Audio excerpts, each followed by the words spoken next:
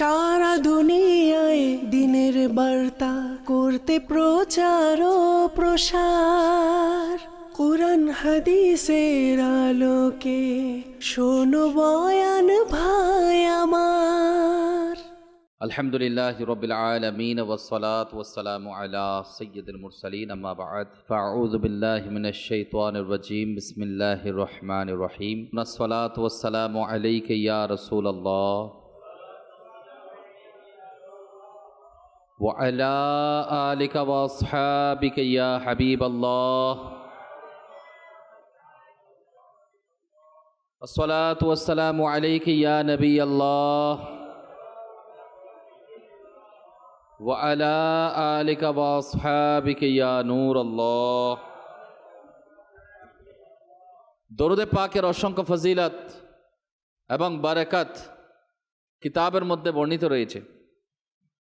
আল্লাহ পাকের প্যারা নবী রসুলে আরবি রসুল পাক সাল্লাল্লাহু আলাইহি ওয়াসাল্লাম ইরশাদ ফরমান, নিশ্চয় আল্লাহ পাক আমার কবরে একজন ফেরেশতা নিযুক্ত করেছেন, যাকে সকল সৃষ্টির আওয়াজ শোনার শক্তি তাকে দান করা হয়েছে।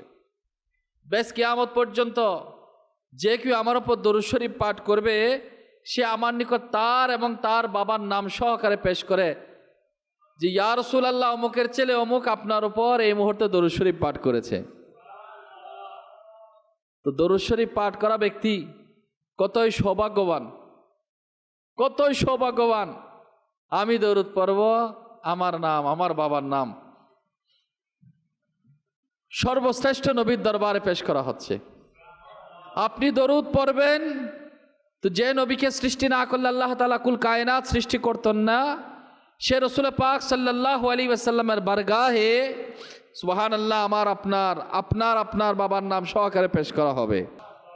আর বোঝা যায় যদি একজন নবী পাক সাল্লাল্লাহু আলাইহি ওয়াসাল্লামের দরবারের একজন ফেরেশতা, যাকে আল্লাহ তাআলা শ্রবণ শক্তি এত মজবুত দিয়েছেন, পৃথিবীর আনাচে কানাচে যে দরুদ পড়ুক না কেন তার দরুদ পাঠকারী সাউন্ড সে শুনতে পায়, তাকে চিনে, তার বাবার নাম সহকারে রসুল সাল্লাল্লাহু আলাইহি ওয়াসাল্লামের দরবারে পেশ করে।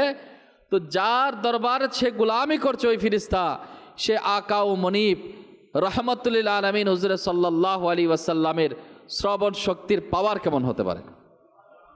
তো আমরা ইনশাআল্লাহ যতদিন বেঁচে থাকব রাসূল পাক সাল্লাল্লাহু আলাইহি ওয়াসাল্লামের উপর অধিক হারে দরুদ শরীফ পাঠ করব। সাল্লু আলাল হাবিব সাল্লাল্লাহু তাআলা আলা মুহাম্মদ সাল্লাল্লাহু আলাইহি ওয়াসাল্লাম। সুন্নিদের মহান ইমাম, অনেক বড় আশিক রাসূল সৈয়দে কুতুবে মদিনা রহমতুল্লাহ আলাইহির মুরিদদেরকে উপদেশ দিতে গিয়ে বলেন, কুরআনুল করিম তেলাওয়াত যথাসম্ভব প্রতিদিন নিজের উপর আবশ্যক করে নাও। তেলাওয়াতটা যাতে আমরা আবশ্যক করে নিই। দরুদ শরীফ তো প্রত্যেক মুসলমানের প্রিয় আমল। মুমিনের ইমানের প্রাণ। সর্বক্ষণ দরুদ ও সালাম পাঠ করতে থাকো এবং দালাইলুল খায়রাত শরীফ থেকে যতটুকু সম্ভব প্রতিদিন পাঠ করো। দালাইলুল খায়রাত অনেক বড় বিশ্ববিখ্যাত কিতাব, সুলাইমান জাজলি রহমতুল্লাহ আলাইহি যেটার লেখক রয়েছেন, দরুদ শরীফের বিশ্ববিখ্যাত কিতাব। তো চেষ্টা করা উচিত যাতে আমরা এই দরুদ শরীফের কিতাব পড়তে পারি। দালাইলুল খায়রাত দরুদ শরীফের অনেক বড় একটি কিতাব, যেটাতে সুন্দর সুন্দর দরুদ শরীফ লেখা রয়েছে। প্যারা নবী সাল্লাল্লাহু আলাইহি ওয়াসাল্লামের দরবারে মকবুল যেগুলো পাঠ করার বরকত রয়েছে, সাজরায়ে আলিয়া, কাদরিয়া, রাজভিয়া, আত্তারিয়া ওজিফার মধ্যেও দালাইলুল খায়রাতের প্রতিদিনের ওজিফা রয়েছে। চেষ্টা করুন প্রতিদিন দালাইলুল খায়রাতের ওজিফা পাঠ করার জন্য, ইনশাআল্লাহ অনেক বরকত নসিব হবে। আল্লাহ পাক আমাদেরকে আমল করার তৌফিক দান করুন। সাল্লু আলাল হাবিব সাল্লাল্লাহু তাআলা আলা মুহাম্মদ সাল্লাল্লাহু আলাইহি ওয়াসাল্লাম। কুরবানির দিন খুবই সন্নিকটে, চারিদিকে সুন্নতে ইব্রাহিমের চর্চা চলছে। হাট বাজারগুলো পশুতে ভরে যাচ্ছে, গরু, ছাগল, ওট, ভেড়া, দুব্বা। আর মানুষ টাকা সংগ্রহ করে প্রস্তুতি নিচ্ছে কুরবানি করার জন্য। আর যারা হজ করার জন্য রওনা হয়েছেন, আরও অনেকে রওনা হয়ে যাবেন। তো আল্লাহ পাক আমাদেরকে উত্তম কুরবানি নসিব করুন। যাদের সামর্থ্য নেই আগামী বছর তৌফিক দান করুন। হযরতে যায়েদ বিন আরকাম রাদিয়াল্লাহু তাআলা আনহু বলেন, একবার সাহাবায়ে কেরাম আলাইহিম রিদওয়ান হুজুরে পাক সাল্লাল্লাহু আলাইহি ওয়াসাল্লামের বারগাহে আরজ করলেন, ইয়া রাসূলুল্লাহ সাল্লাল্লাহু আলাইহি ওয়াসাল্লাম, এই কুরবানি কি? হুজুর সাল্লাল্লাহু আলাইহি ওয়াসাল্লাম বললেন, তোমাদের পিতা ইব্রাহিম আলাইহিস সালামের সুন্নাত। সাহাবায়ে কেরাম আলাইহিম রিদওয়ান জিজ্ঞাসা করলেন, ইয়া রাসূলুল্লাহ সাল্লাল্লাহু আলাইহি ওয়াসাল্লাম, এতে আমাদের জন্য কি রয়েছে? বললেন, কুরবানি পশুর প্রতিটি পশমের বিনিময়ে একটি করে নেকি দেওয়া হবে। একটা কুরবানি পশুর কত পশম রয়েছে, প্রতিটা পশমের বিনিময়ে এক একটা নেকি দেওয়া হবে। আল্লাহু আকবার। ওই সৌভাগ্যবান যারা কুরবানি করবে। তো কুরবানি করব দেখানোর জন্য নয়, জাকাত সেটা দেখানো যায় না, অর্থ একটা দেওয়া লাগে। আল্লাহ তাআলা যাদের উপর জাকাত ফরজ করছে, কিন্তু কুরবানির যেটা দেখা যায় দৃশ্যমান পশু, গরু কিংবা ছাগল নেওয়া হয়, তো কার থেকে কে দেখানোর জন্য আমার উট গড় থেকে আমারটা বেশি হতে হবে, উট থেকে আমারটা বড় হতে হবে। আপনি ভালো কাজের জন্য যত উত্তম দিবেন, যত সুন্দর দিবেন, যত চমৎকার দিবেন, যত ভালো ব্যয় করবেন, আল্লাহ তাআলা তার বিনিময়ে তত গুণ বাড়াই দিবেন। কম্পিটিশন হবে নেকিতে, কিন্তু লৌকিকতার জন্য নয়। আল্লাহ পাকের সন্তুষ্টির জন্য আপনি যত খরচ করবেন, যত বড় কুরবানি দিতে পারবেন, যত বড় গরু নিতে পারবেন, এটা সব কিছু সওয়াব। কিন্তু লৌকিকতা এবং অপরের সাথে অপরকে দেখানোর জন্য, বাবা কোড়ানোর জন্য করা হয়, সেক্ষেত্রে নেকি থেকে বঞ্চিত হবার সম্ভাবনাই বেশি। তো আমরা ইনশাআল্লাহ, আল্লাহ যাদেরকে তৌফিক দিয়েছে, আমরা আল্লাহ পাক আমাদের কোরবানিকে উত্তম কোরবানি হিসেবে কবুল করুন। সবাই বলুন আমিন। কুতুবে মদিনা সৈয়দি জিয়াউদ্দিন মাদানী রহমতুল্লাহ আলাই অনেক বড় ওলি আল্লাহ, অনেক বড় আশিক এবং আমির আহলে সুন্নাতের পীর ও মুর্শিদ। তিনার সম্পর্কে কিছু ঘটনা আজকে আপনাদের সম্মুখে আমি গুনেগার বলার সৌভাগ্য অর্জন হবে। কারণ ওলি আল্লাহদের চর্চা করলে জজবা মিলে, ওলি আল্লাহদের চর্চা করলে, কথাবার্তা বললে, তাদের জীবনে আলোচনা করলে অনেক কিছু শেখার সৌভাগ্য অর্জন হয়। ওলি আল্লাহদের কথাবার্তা যত বেশি চর্চা করা হবে, বলা হবে, তো ওখানে আল্লাহ পাকের রহমত নাজিল হয়। তো আল্লাহ পাকের রহমত পাওয়ার জন্য আমরা মদিনা চ্যানেলের দর্শক শ্রোতা যারাই শুনতে পাচ্ছি, দেখতেই পাচ্ছি, আমরা মনোযোগ সহকারে শুনবো ইনশাআল্লাহ তাআলা। মুহাম্মদ আরিফ কাদরি জিয়াই সৈয়দি কুতুবে মদিনা রহমতুল্লাহ আলাইহির একজন মুরিদ।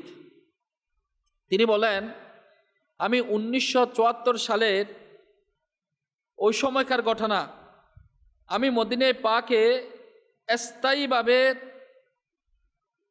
থাকার জন্য সিদ্ধান্ত নিয়ে নিছি যে আমি স্থায়ীভাবে কোথায় থাকবো? মদিনা শরীফে থাকবো। মদিনায় পাকে ব্যবসা করার ব্যবস্থাও হয়ে গেল, কিন্তু ব্যাস আমার সম্মানিত আম্মার কাছ থেকে অনুমতি নেওয়াটা বাকি ছিল, যে আমি আমার মায়ের অনুমতি নিব। সুতরাং মদিনায় পাক থেকে আম্মার কাছে চিঠি লিখলাম। তখন তো ফোন ছিল না, হোয়াটসঅ্যাপ কল ছিল না, চিঠি লেখা হতো। মায়ের কাছে চিঠি পাঠিয়েছে দেশে, অনুমতি চাইলাম, কিন্তু আম্মা আমারও অনুমতি দিলেন না। বললেন, বাবা তুমি পাকিস্তান চলে আসো। সাথে সাথে আম্মা যান সৈয়দি কুতুবে মদিনার খিদমতে চিঠি লিখলেন, তাকেও চিঠি লিখলেন যে আরিফের চলে যাওয়াটা আমার সহ্য হবে না, দয়া করে তাকে পাঠিয়ে দিন। পীর সাহেবের কাছেও ওই আরিফ সাহেবের আম্মার চিঠি পৌঁছে গেল।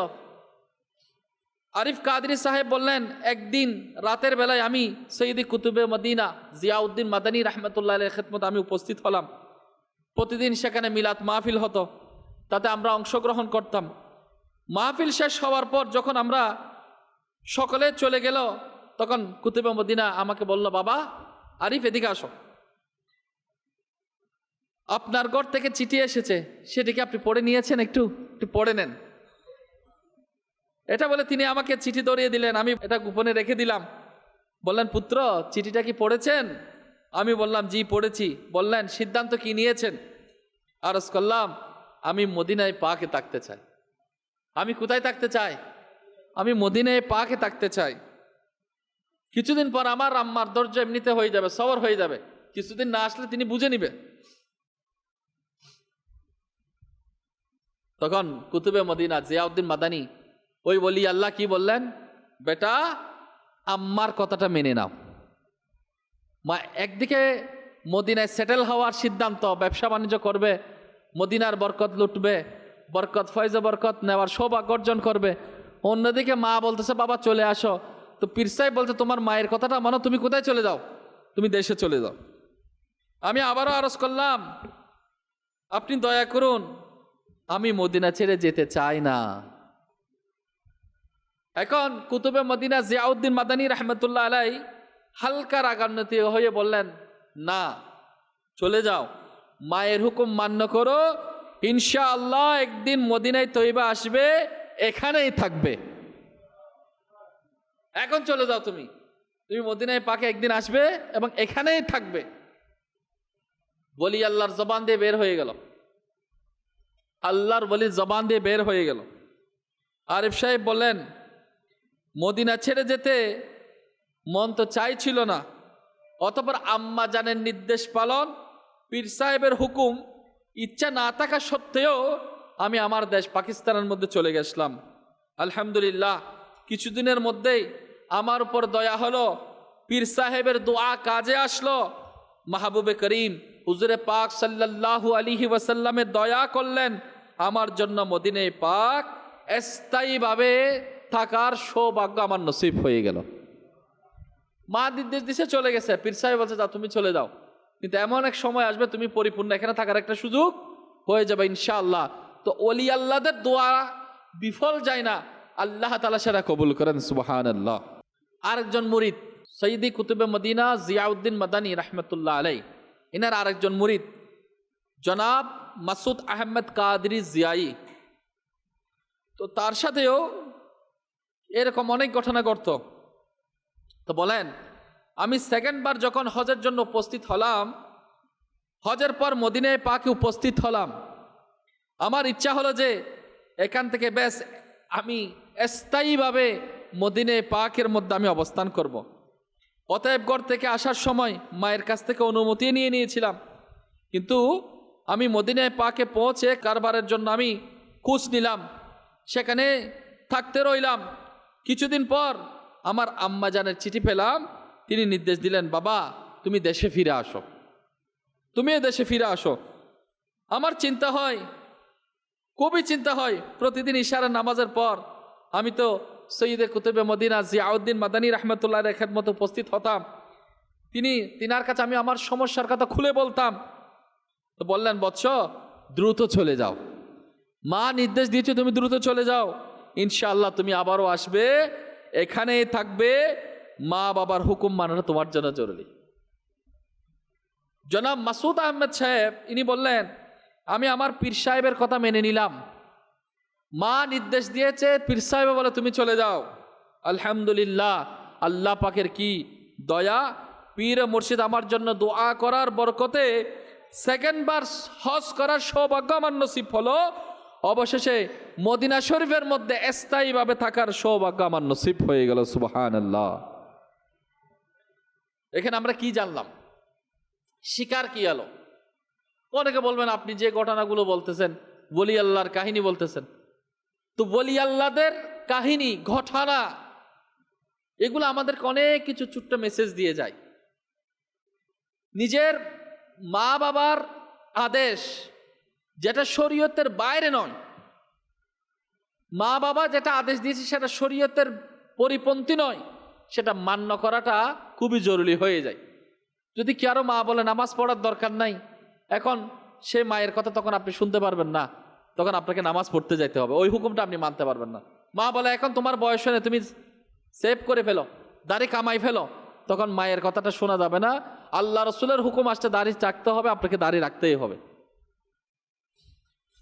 আরেকটা জানলাম যে ওলি আল্লাহদের যখন দোয়া করা হয়, ইনাদের মাধ্যমে দোয়াটা আল্লাহর দরবারে কবুল হয়। সৈয়দে কুতুবে মদিনা নাম হচ্ছে জিয়াউদ্দিন মাদানী রহমতুল্লাহ আলাই, উনি আল্লাহ পাকের নেক বান্দা, আউলিয়ে কেরাম, তাদের কথা রদ হয় না। তারা যে কথাই বলে দেয় আল্লাহ পাকের অনুগ্রহে আল্লাহ তাআলা তাদের হাজতকে পূরণ করে দেন। বুখারী শরীফে এক লম্বা হাদিসে পাক রয়েছে, যেটাকে হাদিসে কুদসি, আল্লাহ পাকের পবিত্র বাণী।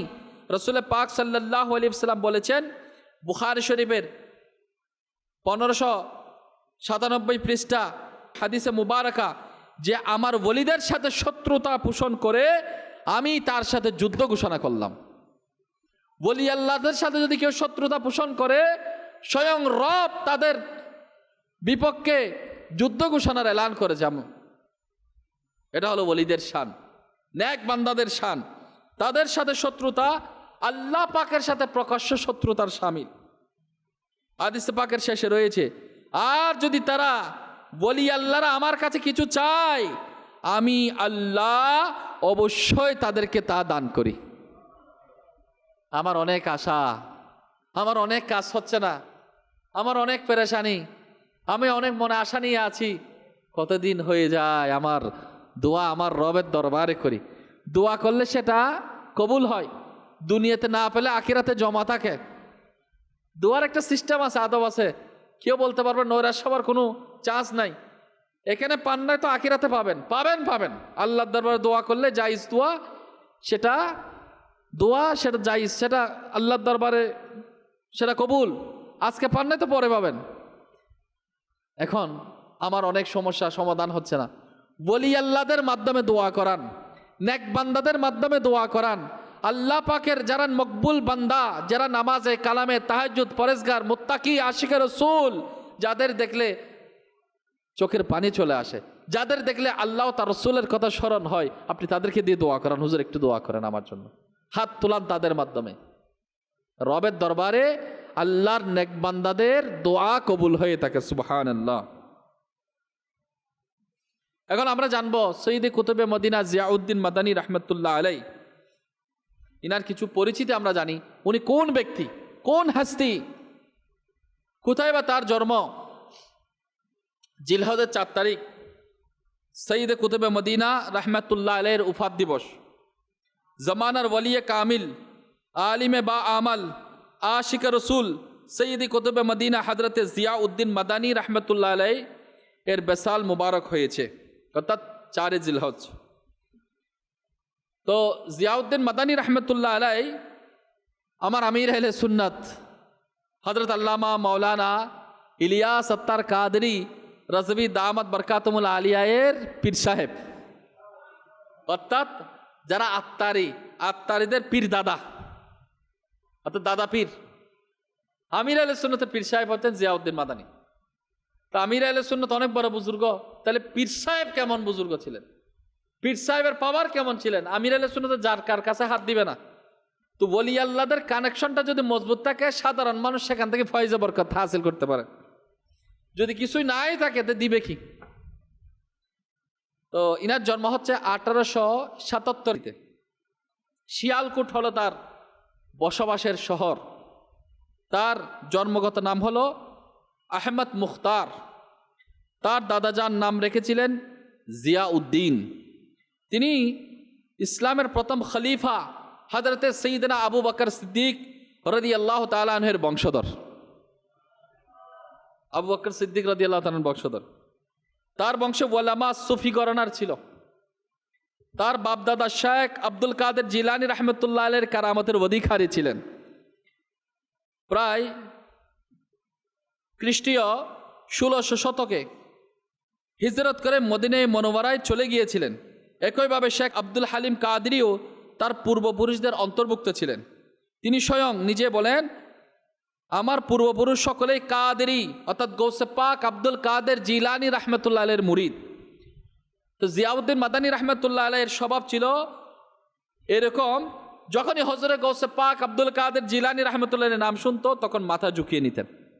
এত বেশি আদব করতেন বরপীর সাহেবকে, এত বেশি ইজ্জত করতেন।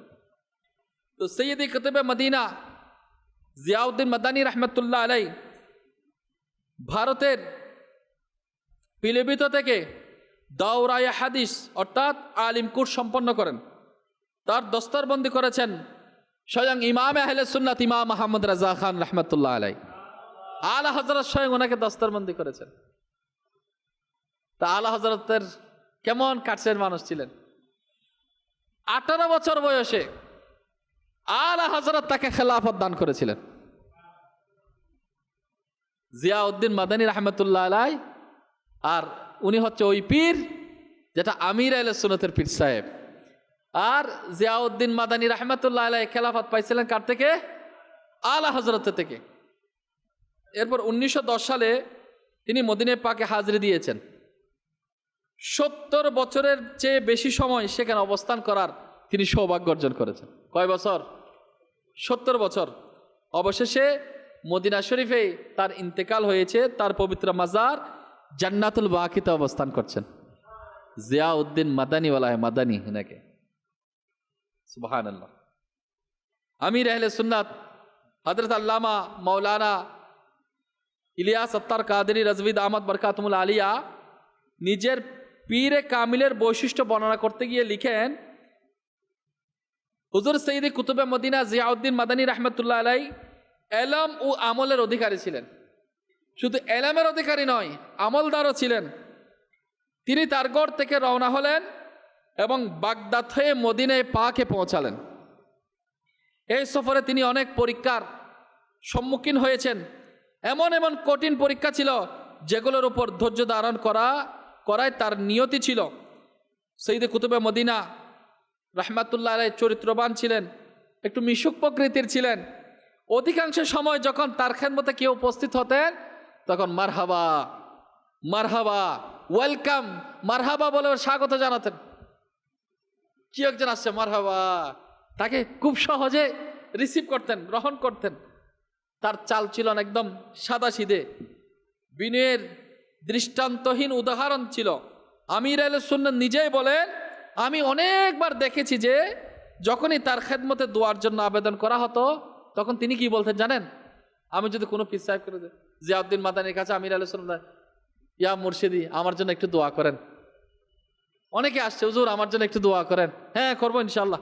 এরকম না, বলার আন্তাজটা কেমন? কুতুবে মদিনার কাছে যখন কেউ দোয়া চাইতো কিংবা আমির আহলে সুন্নাত দোয়া চাইতো তখন তিনি বলতেন, আমি একজন দোয়াকারীও দোয়ার ভিখারিও। আমি তো দোয়াকারী, আমি তো দোয়া করবই, সাথে আমার দোয়ার দরকার আছে, দোয়ার ভিখারিও আমি। অর্থাৎ দোয়া করছি, আপনাদের কাছেও দোয়া চাই। বিনয়ী, সাদাসিধে, সবার সাথে মিশুক প্রকৃতির। মারহাবা এটা খুবই একটা কমন শব্দ, যেটা দ্বারা কাউকে যখন অভ্যর্থনা জানানো হয় তখন মনটা তার খুশি হয়, প্রশান্তি মিলে, কাছের মনে হয়। এজন্য তিনি সবার জন্য এরকম দরজা খোলা রাখতেন, আসার সুযোগ করে দিতেন। আল্লাহ পাক আমাদের সবাইকে নরম স্বভাবের, সবার সাথে মিশুক প্রকৃতির, সুন্দর আচরণের মধ্যে, মুহাব্বত ভালোবাসা দেওয়ার মধ্যে নিজেদেরকে ওই ক্যাটাগরিতে রাখার আল্লাহ তৌফিক দান করুন। আমাদের পেয়ারা নবী সাল্লাল্লাহু আলাইহি ওয়াসাল্লামের একটা সাধারণ স্বভাব ছিল। স্বভাবটা একটু নোট করে নিই, অনেক স্বভাব, এর মধ্যে একটা স্বভাব ছিল, তিনি মারহাবা বলে আগত ব্যক্তিকে স্বাগত জানাতেন। তাহলে এটা যেটা রাসূল সাল্লাল্লাহু আলাইহি ওয়াসাল্লাম করতেন সেটা আমাদের জন্য সুন্নত হয়ে গেছে। কেউ আসলে তাকে কিভাবে জানানো? মারহাবা, আমার অমুক ভাই আসছে, মারহাবা, সুবহানাল্লাহ। একটু উৎসাহ, সে উৎসাহ পাবে, কাছের মনে হবে, আমার কাছের মানুষ আসছে মনে হবে কাউকে অভ্যর্থনা জানালে। তো রাসূল পাক সাল্লাল্লাহু আলাইহি ওয়াসাল্লামের সাধারণ স্বভাব ছিল আগত ব্যক্তিকে কি জানাতেন? স্বাগত জানাতেন। সাধারণত যখন বিভিন্ন গোত্রের লোকেরা খেদমতে উপস্থিত হতো, রাসূল পাক সাল্লাল্লাহু আলাইহি ওয়াসাল্লাম তাদের খুব ভালোভাবে স্বাগত জানাতেন এবং মারহাবা বলতেন। একবার দাউস গোত্রের 400 জন লোক খেদমতে উপস্থিত হলেন। রাসূল পাক সাল্লাল্লাহু আলাইহি ওয়াসাল্লাম তাদেরকে স্বাগত জানাতে গিয়ে বললেন, খুশ আমদেদ, কত সুন্দর চেহারাওয়ালা, পবিত্রময় মুখ, আমানতদারিতে অনেক মর্যাদাবান লোক এসেছে। তাদের যে প্রশংসা, তাদের যে চেহারা সুন্দর ছিল, শাকেল সুন্দর, তারা চরিত্রবান, তারা আমানতদারি, তো তাদেরকে তাদের প্রশংসা সহকারে ইনাদেরকে ওয়েলকাম জানিয়েছেন। তা আমরাও এটা নিতে পারি। যখন কেউ আসবে, কেউ দেখবেন খুব পণ্ডিত, লেখাপড়ার মধ্যে মাশাআল্লাহ ভালো ট্যালেন্ট ব্যক্তি আমার কাছে চলে আসছে, সুবহানাল্লাহ। কেউ মনে করেন আলিম, মাশাআল্লাহ অনেক বড় আলিম, এর সৌভাগ্যবান যে আমি আলিমের চেহারা জিয়ারত করতে পারছি। অনেক বড় টিচার হতে পারে, মাশাল্লাহ অমুক কলেজের টিচার, মারহাবা। কারণ এটার মাধ্যমে ওনার পরিচয় ফুটে উঠছে, সাথে সাথে মাশাল্লাহ উপস্থিত সবার কাছে তার পরিচয় ফুটে উঠছে, সাথে সাথে ওনার মনটাও খুশি হচ্ছে, সুবহানাল্লাহ। তো রাসূল পাক সাল্লাল্লাহু আলাইহি ওয়াসাল্লামের স্বভাব আন্তাজ এগুলা ওয়ালিয়ে কামিলিনদের মধ্যে ছিল বিদায় তারা বুজুর্গ হয়েছেন, তাদেরকে মানুষ স্মরণ করে, ইন্তেকালের 1000 বছর পরেও তাদের নাম নিয়ে সবাই স্মরণ করে, দোয়া করে এবং ফাতিহা খানির ব্যবস্থা করে। তা স্বভাব যদি রাসূল সাল্লাল্লাহু আলাইহি ওয়াসাল্লামকে অনুসরণ করা হয়, আচরণগত দিকটা রাসূল সাল্লাল্লাহু আলাইহি ওয়াসাল্লামকে যখন ফলো করা হয়, সে অনন্য হয়ে যায়। তা আমরা কি আমল করব?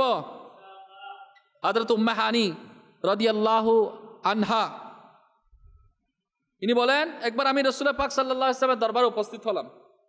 আল্লাহ পাকের রাসূল সাল্লাল্লাহু আলাইহি ওয়াসাল্লাম বললেন, অর্থাৎ উম্মে হানিকে স্বাগতম, উম্মে হানিকে স্বাগতম।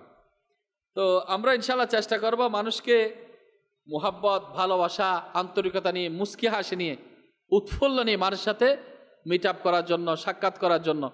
কেউ পেরেশানগ্রস্ত, তার পেরেশানি দেখে আমিও যদি একটু ব্যথিত হই, তখন হাসলে হবে না, কারো পেরেশানিতে ব্যথিত হতে হবে, আপনি দুঃখ প্রকাশ করতে হবে, কারো সুখে শোক প্রকাশ করতে হবে, কারো আনন্দে তাকে, তার আনন্দে আপনি আনন্দ শামিল করেন, তো তার মন জয় হবে, আপনার সাথে ভালো বন্ধুত্ব স্থাপন হবে ইনশাআল্লাহ। তার মাধ্যমে আপনি নেকির দাওয়াত দিবেন, তো তার আপনার নেকির দাওয়াতটা সে অনায়াসে খুব সহজভাবে রিসিভ করবেন। কেউ পেরেশানিতে পড়ছে, আপনি তারে গিয়ে নেকির দাওয়াত দিচ্ছেন, আর পেরেশানিতে পড়ছে, তার পেরেশানি দূর করার জন্য চেষ্টা করেন, নাহলে আল্লাহর দরবারে দোয়া করে, আল্লাহ আমার ভাইয়ের পেরেশানিটা দূর করে দেন। সামর্থ্য থাকলে হেল্প করেন, নাহলে দোয়া তো করতে পারেন। এখানে আপনি আপনার আচরণগত দিক যদি সুন্দর না হয়, আপনাকে কেউ রিসিভ করবে না, আপনার কথার দাম থাকবে না, আপনার নেকির দাওয়াতের প্রভাব তার উপর পড়বে না। তো এগুলা ওলি আল্লাহরা আমাদেরকে শিখিয়েছে, কারণ তারা কার থেকে শিখেছে? তারা তো আমার রাসূল সাল্লাল্লাহু আলাইহি ওয়াসাল্লামকে ফলো করেছে, সুবহানাল্লাহ। সাইয়্যিদে কুতুবে মদিনা আশিকে রাসূল ছিলেন, নবী প্রেমিক ছিলেন। এভাবে বলা যায় তিনি ফানাফির রাসূলের উচ্চ মর্যাদায় পৌঁছে গিয়েছিলেন। জিকিরে মুস্তাফা তার দিন রাত ব্যস্ততার মধ্যে ছিল।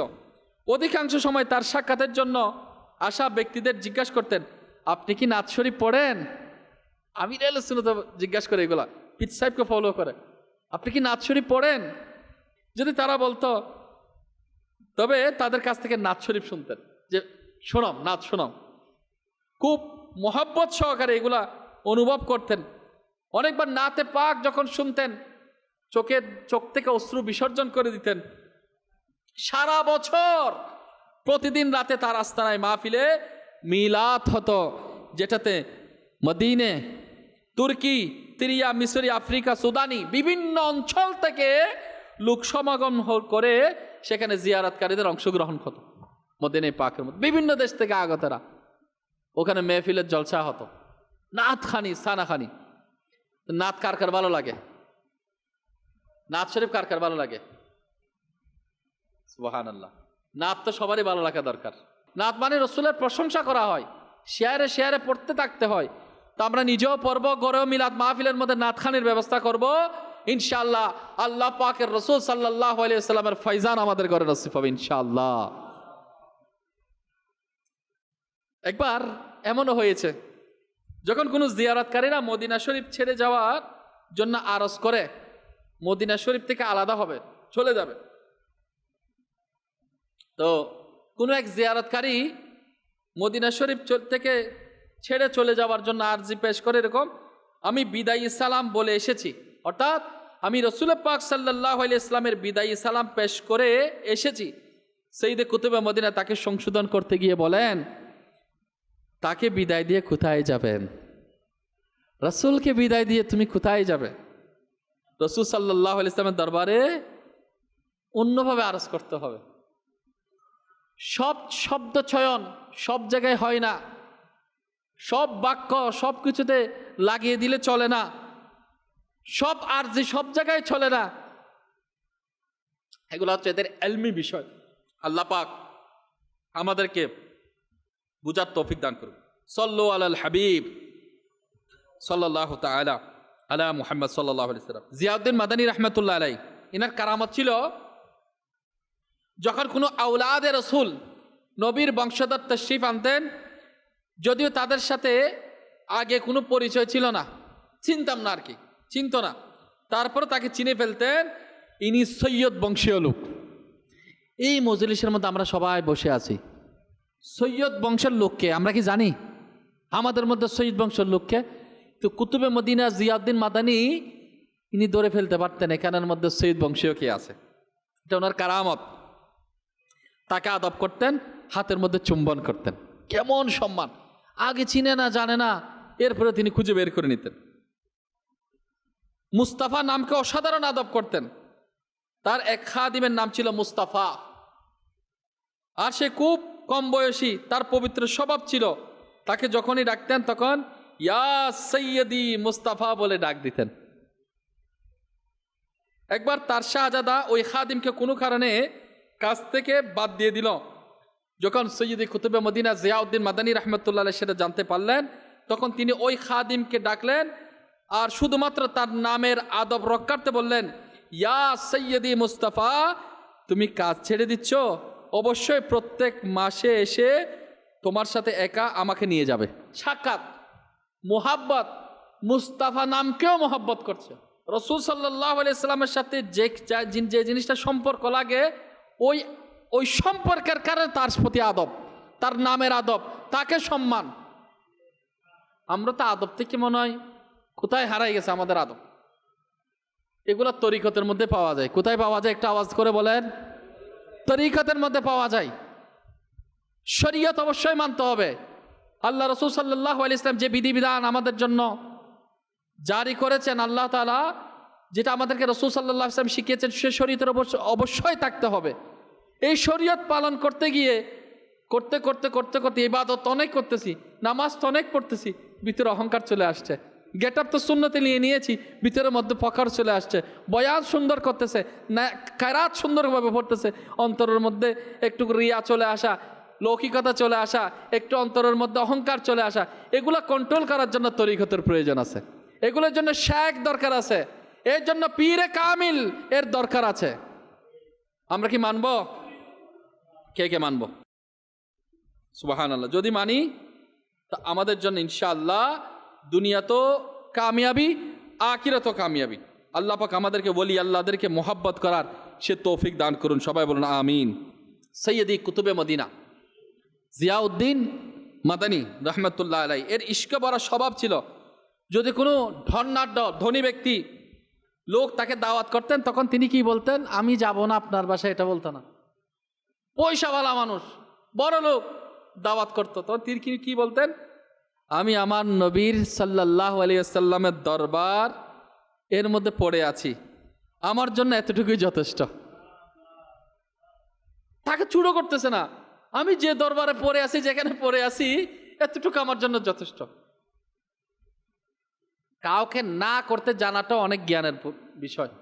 না করতে জানা, সরাসরি না করতে গেলেও মানুষের মন ক্ষুণ্ণ হয়। কোনো ধনাঢ্য ব্যক্তি দাওয়াত দিলে তিনি এই কথাটা বলতেন। বসিয়ে বসিয়ে টুকরা দান করেন, অনেক ভালো দেন, আর খাই আর খুব ভালোভাবে খাই, এভাবে বলতেন। বসিয়ে বসিয়ে টুকরা টুকরা দেন, অনেক ভালো দেন, খাই আর ভালোভাবে খাই। সৈয়দে কুতুবে মদিনা এর বেসালের শেষ দিনে কিছু আহার করছিলেন না, কিছু খাচ্ছিলেন না। যখন এটা বলা হলো যে রাসূল সাল্লাল্লাহু আলাইহি ওয়াসাল্লাম দুধ ও মধু খুব পছন্দ করতেন, মানুষ তো চালাক, ইনি তো কিছু খায় না, তো দুধ মধু তো আমার রাসূল সাল্লাল্লাহু আলাইহি ওয়াসাল্লাম পছন্দ করতেন। তখন বললেন খুব ভালো, নিয়ে আসো। অতঃপর কয়েক চুমুক তাকে খাওয়াই দিলেন। যখন কেউ মদিনায়ে মুনাওয়ারায় মারা যেত, তাকে জানানো হতো অমুক ইন্তেকাল করেছেন, তাকে জান্নাতুল বাকিতে দাফন করা হয়েছে, তখন তিনি তৎক্ষণাৎ হাত তুলতেন আর মৃত্যুবরণকারীদের জন্য দোয়া করতেন আর বলতেন আল্লাহ পাক যেন আমাদেরকেও তার সাথে মিলিয়ে দেন। আমির আলাইহিস সালাম দোয়া করেন, দেখেন হে আল্লাহ, মদিনায়ে পাকে সবুজ গুম্বদের নিচে শাহাদাতের মত জান্নাতুল বাকিতে দাফনের ব্যবস্থা করে দাও। দোয়া জান্নাতুল বাকিতে দাফন, অনেকে আমরা দোয়াও করতে জানি না। দাওয়াত ইসলামের পরিবেশে এসে জান্নাতুল বাকির মধ্যে দাফনের আমরা দোয়া করাটা শিখেছি, আলহামদুলিল্লাহ। আল্লাহ পাক আমাদের সবাইকে বুঝার সে তৌফিক দান করুন। তো কে কে নিয়ত করে আমরা প্রতিটা বিষয়ে চেষ্টা করব, আমরা চেষ্টা করব কি মুহাব্বতে রসুল নিজের মধ্যে আনার জন্য, আদবকে বজায় রাখার জন্য। আদব বজায় রাখবো ইনশাআল্লাহ। তিনি গীবতের প্রতি খুবই ঘৃণা পোষণ করতেন, কারো গীবত করাকে একদম পছন্দ করতেন না। তার সামনে যদি কেউ গীবত করত তৎক্ষণাৎ তাকে সংশোধন করে দিতেন। একবার এক জিয়ারতকারী মদিনায় পাকে আগত আশিকে রসুল তার খেদমত উপস্থিত হলো। তিনি জিজ্ঞাসা করলেন, আপনি কোথা থেকে এসেছেন? আরজ করলেন, পাকপাতান থেকে। পাকপাতান একটা জায়গা, পাকপাতান থেকে এসেছি। বললেন, জি জি, পাকপাতান হযরত বাবা ফরিদউদ্দিন মাসউদ গঞ্জ শকর রহমতুল্লাহ আলাইহি সম্পর্কিত হওয়ার কারণে সেটাকে পাকপাতান বানিয়ে দেওয়া হয়েছে। অর্থাৎ পাকপাতান একটা পবিত্র ভূমি, অর্থাৎ ওনার সাথে সম্পর্ক, ওই যে বলি আল্লাহর সাথে, ফরিদউদ্দিন মাসউদ গঞ্জ শকর। এখন পাকপাতান শরীফে কোনো ব্যক্তি ছিল, তিনি তার ব্যাপারে জিজ্ঞাসা করতে গিয়ে বলেন, অমুক ব্যক্তির কি অবস্থা? তখন ওই জিয়ারতকারী বললেন, সে তো কুকুরের সাথে লড়াই দেয়। কি করে? ওই যে ওই এলাকার অমুক ব্যক্তি, ওনার কি অবস্থা? বললো, ওই তো কুকুরের সাথে লড়াই দেয়। যদি বা কথাটা সত্য ছিল, জিয়াউদ্দিন মাদানী কিভাবে তাকে সংশোধন করছেন শুনুন, মন দিয়ে শুনুন। তিনি তৎক্ষণাৎ দরুদ শরীফ পাঠ করলেন, তারপর হাত তুলে ওই ব্যক্তির জন্য দোয়া করলেন। অতঃপর বললেন, তিনি দাড়ি মুন্ডানো ছেড়ে দিয়েছেন, তিনি দাড়ি মুন্ডানো ছেড়ে দিয়েছেন, কুকুর লড়াই দেওয়াও ছেড়ে দিয়েছেন হয়তো। অতঃপর ওই জিয়ারতকারীকে সংশোধন করতে গিয়ে বললেন, গীবতের পরিবর্তে দোয়া করলে তোমার জন্য ভালো হতো। ওই তো কুকুরের লড়াই দেয়, হয়তো তিনি দাড়িও রেখে দিয়েছেন, কুকুরের লড়াইও ছেড়ে দিয়েছেন, তার জন্য তো দোয়া করছে। এবার তুমি কি করো? তুমি তো দোয়া করতে পারতে, তুমি গীবত করছে এটা বলে নাই, এভাবে বলছে তুমি গীবতের পরিবর্তে দোয়া করলে এটাই ভালো হতো। আপনি গীবত করতেছেন এরকম বলে নাই। ইনাদের কথা বলার কত সুন্দর আন্দাজ। আল্লাহ পাক আমাদেরকেও গীবত করা থেকে বাঁচার সে তৌফিক আমাদের নসিব করুন। হুজুর সৈয়দ কুতুবে মদিনা এর বেসালে প্রায় 2 মাস আগে, কয় মাস? ইন্তেকালের 2 মাস আগে এমন একটা আশ্চর্যজনক ঘটনা ঘটলো। অনেক সময় বারবার বলতেন, আসুন আসুন আমার কেবলা, আসুন, তশরিফ আনুন। উপস্থিত লোকেরা হতবাক হয়ে বলল, দেখলো যে তিনি হাত জোর করে কাউকে অনুরোধ করছে, আমাকে মাফ করে দিন, দুর্বলতার কারণে আমি তাজিমের জন্য দাঁড়াতে পারছি না। আচ্ছা, এরকম যদি পরিবেশের মধ্যে যদি আমি যদি বলি আসুন আসুন, আমি তো দাঁড়াতে পারতেছি না, তা আমি তো কাউরে দেখতেছি না, স্বাভাবিক লোকে জিজ্ঞাসা করবে না? উপস্থিত লোকেরা জিজ্ঞাসা করলে তিনি বললেন, এই মাত্র হযরতে খিজির রহমতুল্লাহ আলাই, হুজুরে গৌসে আজম আব্দুল কাদের জিলানি এবং আমার পীর ও মুর্শিদ ইমাম আহমদ রাজা খান তশরিফ এনেছেন। ও শরীরের দুর্বলের কারণে উঠে দাঁড়াতে পারছে না, হুজুর তশরিফ আনুন আনুন, আমার শরীরের দুর্বলতার কারণে তাজিম করে আপনাদের সম্মান আমি দাঁড়াতে পারছি না। বলি আল্লাহরা যা দেখে আমরা সেটা দেখি না, বলি আল্লাহরা যা বলে আমাদের জবান সেটা নাই, বলার ক্ষমতা আমাদের ততটুকু নাই। এবং শেষ ওনার বেসাল শরীফ এবং জানাজাটা কোথায় হলো? 4 জিলহজ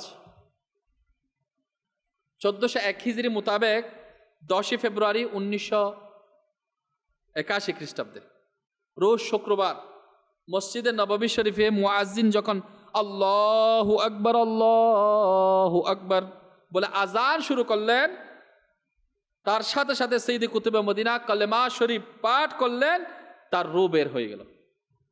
গোসল শরীফের পর কাফন বিছিয়ে মাথা মুবারকের নিচে রসুল করিম সাল্লাল্লাহু আলাইহি ওয়াসাল্লামের সোনালি জালির ভিতরের অংশের মাটি মুবারক রাখা হলো, বিভিন্ন তাবরকাত রাখা হলো, কাফন পড়ানো হলো। আসরের নামাজের পর দরুদ সালাম কসিদায়ে বুরদা পাঠ করার মধ্য দিয়ে জানাজা সম্পন্ন হলো। অবশেষে অসংখ্য ব্যবসায়ীদের উপস্থিতিতে সুবহানাল্লাহ জান্নাতুল বাকিতে শাহজাদাই কাউনাইন সৈয়দা ফাতেমাতুজ জাহরা রাদিয়াল্লাহু তাআলা আনহার মাজার পাক থেকে অনলি 2 গজ দূরত্বে ইনাকে দাফন করা হয়। আল্লাহ পাকের রহমত ইনার উপর বর্ষিত হোক, ইনার ওসিলায় আল্লাহ পাক আমাদেরকে ক্ষমা করুন। কত বড় সৌভাগ্যবান! মদিনার আশিক তো মদিনায় বিলীন হবে, মদিনার আশিক তো মদিনায় তো শেষ হবে, ওখানে মদিনার মধ্যে জীবন সমাপ্তি করবে। আল্লাহ পাক আমাদেরকেও মদিনায় পাকের মোহাব্বত দ্বারা ধন্য করুন। এরা আমির আহলে সুন্নাতের পীর সাহেব, কত মজবুত। আল্লাহ আমাদেরকেও নিজের পীর সাহেবের সম্মান করার, আদব করার সে তৌফিক দান করুন। পীরে কামিলের অভাব নাই, পোস্টারে ডানে বামে রাস্তাঘাটে সত্যিকার পীরে মুর্শিদ অবশ্যই হক, তাদের সম্মান করতে হবে, ইজ্জত করতে হবে। কিন্তু পীরেরা কখনো ভণ্ড হয় না, ভণ্ডরাই পীরের বেশ ধরে, এটা বুঝতে হবে। পীরেরা সত্যিকার পীর বুজুর্গ কখনো কি করে না, এরা ভণ্ড হয় না। কিন্তু যারা ভণ্ড তারাই কি করে, পীর সাহেবের ভাস ধরে। তো যার মধ্যে শরীয়ত নাই, আমল কালাম নাই, রসুলের পাকের মোহাব্বত নাই, ওলি আল্লাহদের আদব নাই, তাদের মধ্যে আপনি কি পাবেন? কিছুই পাবেন না। তো সত্যিকার বলি তখনও ছিল, এখনও ছিল। এখন কসিদা পড়া, দরুদ শরীফ পড়া, মিলাদ শরীফ পড়া। একজন আশিকে রসুল যিনি কলমা পড়তে পড়তে জান্নাতুল বাকির মধ্যে দাফন করার সৌভাগ্য অর্জন হলো, তার সেই আমলেও দরুদ সালাম মিলাদ কিয়াম ছিল। সুবহানাল্লাহ। কসিদা পড়তে পড়তে জানাজার খাটগুলো উঠানো হলো এবং সামনে অগ্রসর করানো হলো। তো দুনিয়ার প্রেক্ষাপটে রং বদলায়, কিন্তু রসুলের পাক সাল্লাল্লাহু আলাইহি ওয়াসাল্লামের মহব্বত যার অন্তরের মধ্যে থাকবে, সে মহব্বত যদি আজও কেউ ধারণ করতে পারে, সেও কামিয়াবি হবে ইনশাআল্লাহ। আল্লাহ পাক আমাদেরকে যা শুনলাম এর উপর আমল করার তৌফিক দান করুন। সাল্লু আলাল হাবিব সাল্লাল্লাহু তাআলা আলা মুহাম্মদ সাল্লাল্লাহু আলাইহি ওয়াসাল্লাম। সারা দুনিয়ায় দিনের বার্তা করতে প্রচার ও প্রসার, কুরআন হাদিসের আলোকে শোনো বয়ান ভাই।